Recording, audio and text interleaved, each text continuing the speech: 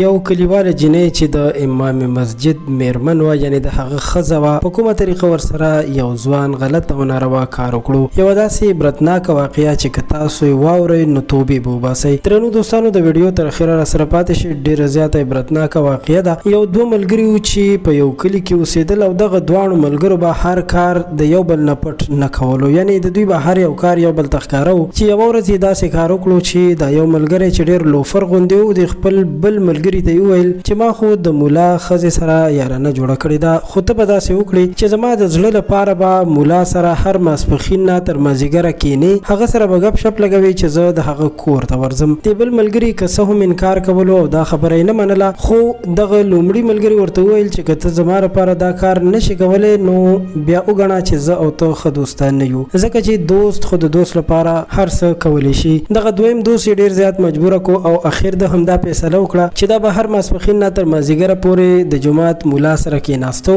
او د هغه ټولې خبرې به یې اورېدلې، ګپ شپ به یې ورسره لګولو. چې یوه ورځ د محسوسه کړه چې زما خو د مولا صاحب سره ډېر ښه ګپ شپ جوړ شوی او زه چې د سره څه کوم نو دا ښه کار نه دی. نو اخر یې مولا ته وویل چې تا ته پته ده زه تا سره ولې کښېنم؟